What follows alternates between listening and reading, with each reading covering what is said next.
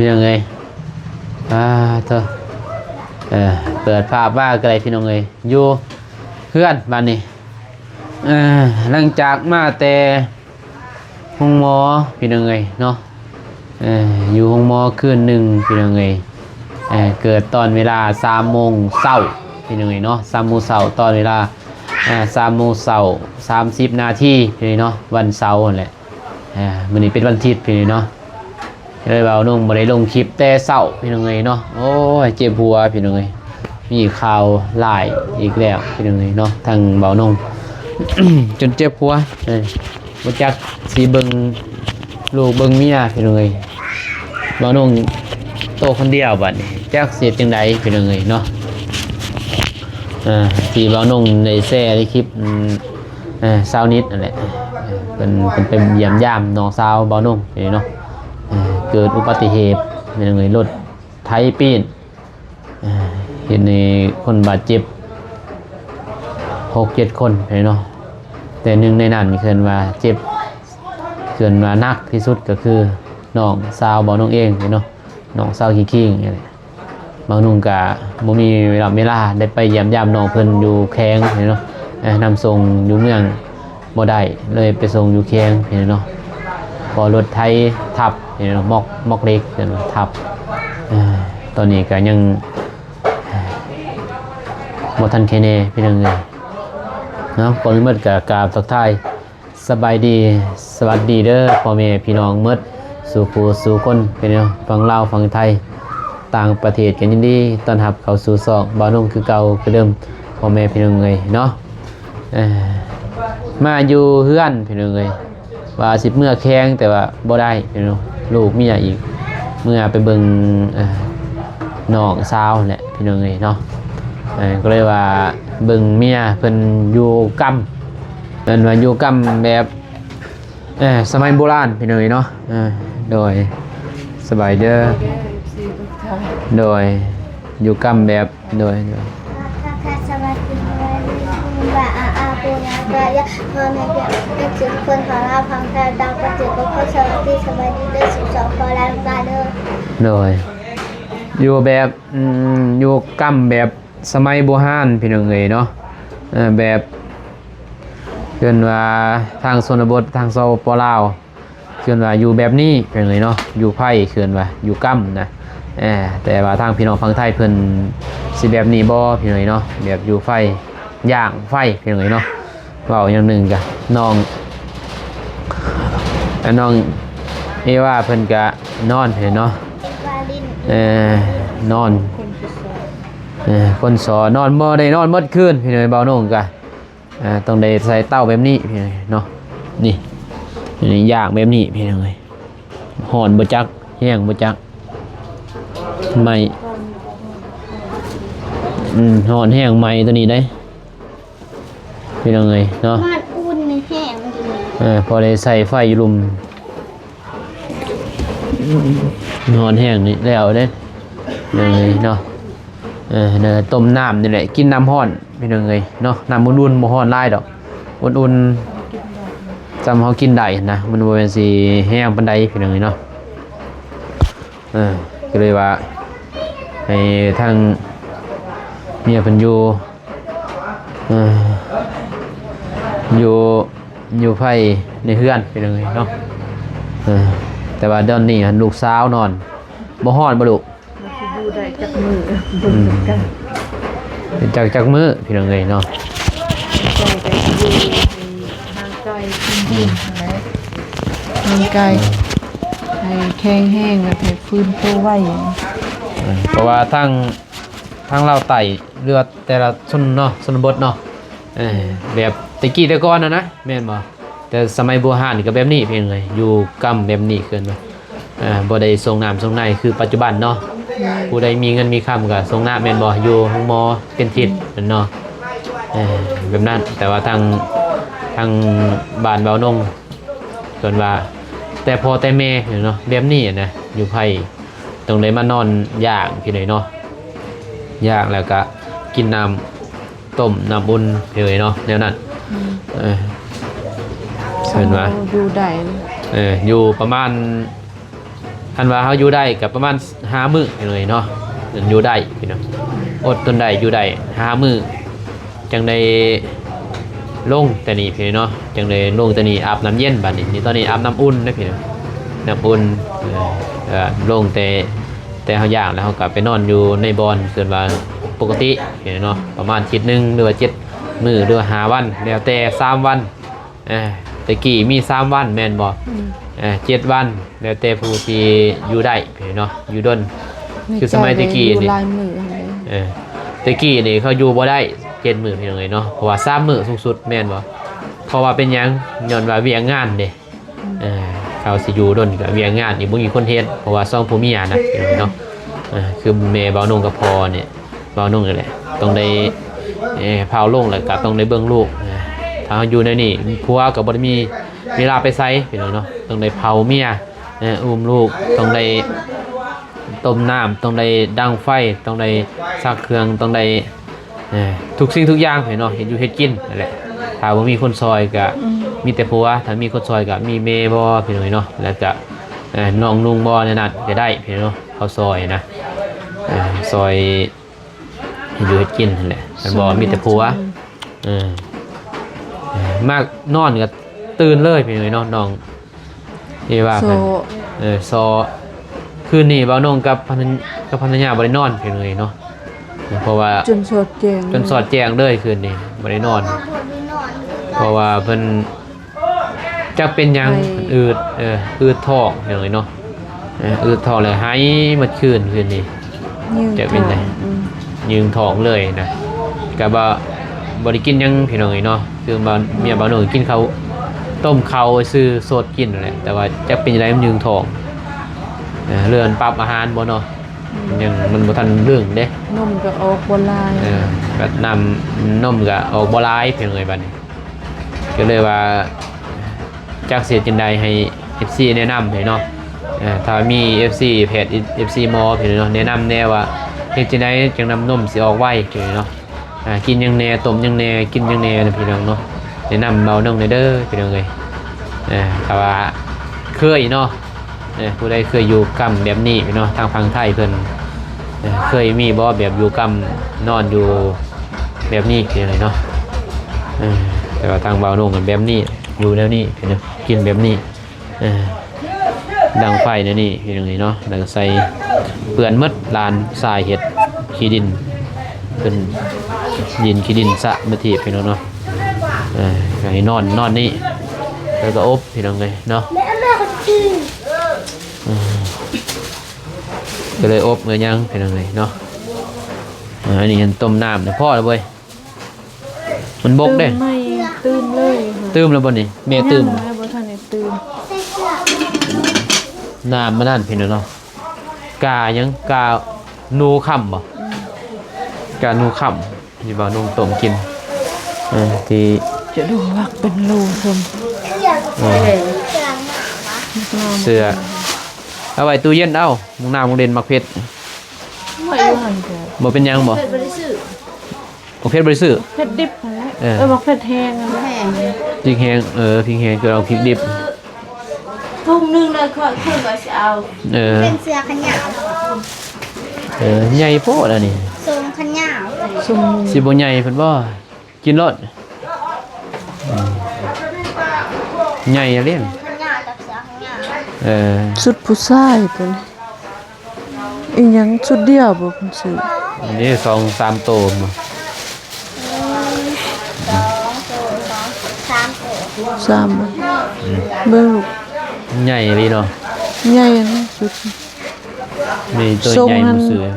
ส่งเอาไว้บัดนอนพี่น้องเอ้ย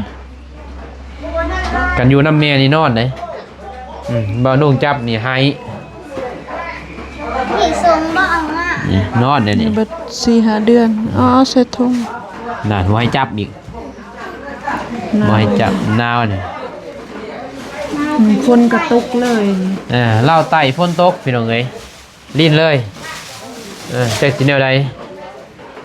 16-17ปีตกลิ้นเลยนะเล่าไต่พี่น้องเอ้ยฝนลิ้นนี่ฝนดินฝนยังเลยตกเลยตลอดพี่น้องเอ้ย ตกแต่ตอนเช้าพุ่นแหละตอนนี้ยังตกเลยยังไงเนาะแต่ว่าพายุเขาเพิ่นว่าฮอดวันที่เช้าวันที่17 18 19บ่ยังไงเนาะพายุเขาลาวใต้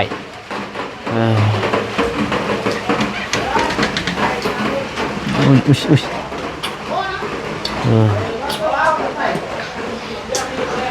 ใส่แต่อุ้ม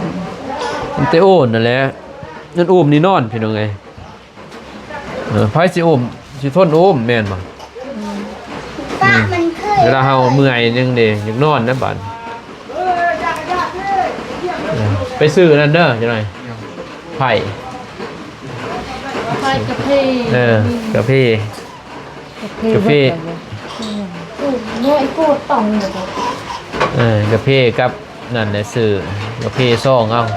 ที่มีแขกคนมากพี่น้องเอ้ยเนาะเพราะว่าแต่ว่าน้องก็บ่ได้ไปหาน้องนี่แหละโอ้โหกะลีมีต้น จะ น้อง ได้แนวนี้มันจะไปอยากทิมทางด้านกลาง เก็บเพียงพี่น้องเอ้ยเนาะแต่ว่าเบิ่งอาการยังบ่ค่อยแน่ส่งน้องไปพุ่นแหละพี่น้องเซ็กซเรย์กันเซเดสมองเซ็กสมองเพราะว่ากระทบกระเทือนกันนะแนวรถปีนนั่นรถเต่งมันเด้เต่งนาพับใส่ทางดินทางย่างพี่น้องยังผู้หญิงอีกโอ้โลกเลยพี่น้องเลยว่าน้องกันแม่เพิ่นก็มาเบิ่งร้านบัดนี้ก็บ่มีไผอยู่เรือนมีแต่พ่อพี่น้องเอ้ยพ่อก็มาแต่สวนกาแฟแหละเพิ่นไปยามเลยมาอยู่เรือนพี่น้อง พอดีติดป้ายนะเคยดู อยู่ให้ ป้ายนเนาะอนตื่นนี่ได้เราให้เพิ่นนอนก่อนพี่น้องเลยโอ้ย ใช่เลยหมวกโน นะหมอก็หมดแหละพวกนี้ หวังเงินนี่ โอ้ยเอามาไม่น้ำเมียเลยลูกโอ้ย นี่ไปปะนี่ ขันป้านี่นอนเขาเดียวเดี๋ยวนี้ให้ได้ขันโบโอมนี่ อาบน้ำก็ลุกว่า อาบน้ำเด้อลูกเด้อ เคยคิดว่าใครสิได้อาบน้ำ วันนี้บ่ได้อาบน้ำเด้อเลย เขาคิดว่าพอสิอาบน้ ฮะช้างน้ำยังถ้าเติมได้ ำน้องเอว่าขาวจ้วกเลย น้องอีว่า 3 โลเต็ม 3 โลเต็มพี่น้องเลย ชื่อเหรอ พอใครดินน้ำ ชื่ออะไรแก๊สอบหนึ่งเลย เจ็ดเท่าไร ประมาณเอาชิปเท่าไหร่อบอันหนึ่งเท่าไหร่5,000แก๊สหนึ่ง40 มานั่นเน่กาแฟเด้อเว้ย กาแฟอิ่มจริง มันก็พอตรง กาแฟในใดคือ บักเบอร์ดี้60 โอ้ทงขาวๆนะเบอร์ไทย ปืนพันสี ไทยมีเกี่ยงเป็นปะ มีมัดเนี่ยครบ เบอร์ดีเนาะ เมื่อดี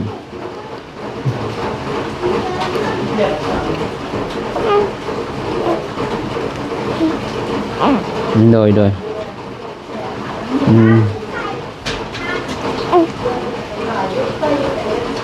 กันโป้งปะนี่บ่ได้พี่น้องเลยเนาะกันโป้งเพิ่นปะนี่โอ้เพิ่นหายโลดพี่น้องเลยบ่าวน้องก็เลยบ่จักเสียจังใดนี่กับลูกสาวนอนเลยบ่ลูกบ่ได้ซื้อแบบนั้นเว้ยให้มันนอนโตนั่นเด้นี่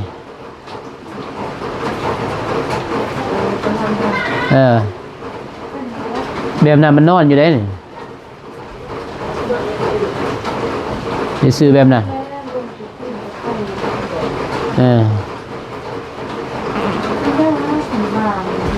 น้ำเคลียร์ดิโมเมนต์มัดแต่ว่าไฟนั่นเลย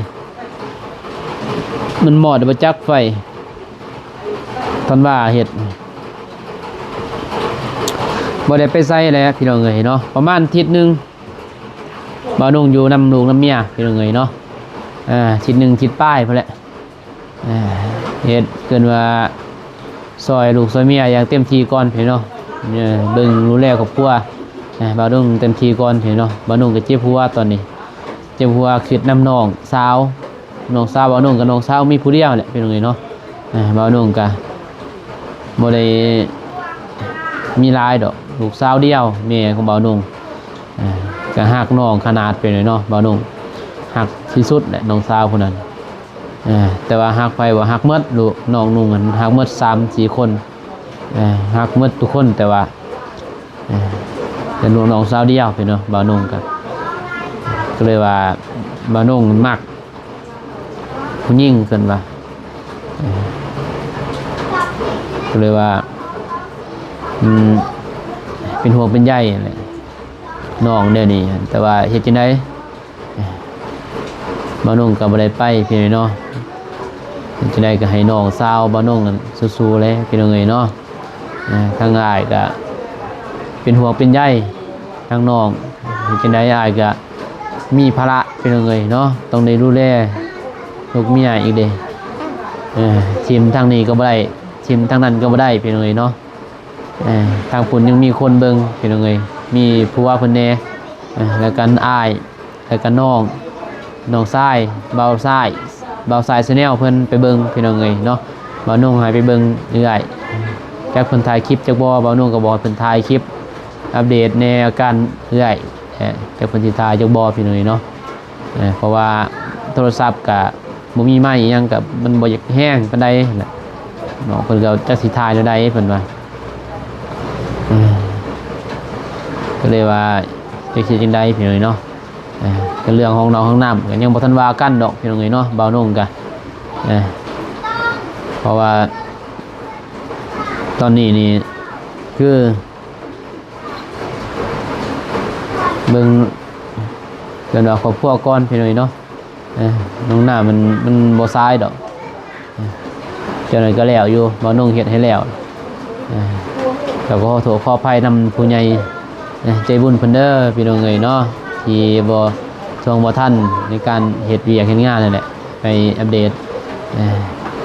พี่น้องเอ้ยเห็นจังได๋ลูกสาวก็ให้ได้นี่พี่น้องเอ้ยนอนนิดนึงก็ให้พี่น้องเอ้ยโดยลูกโดยน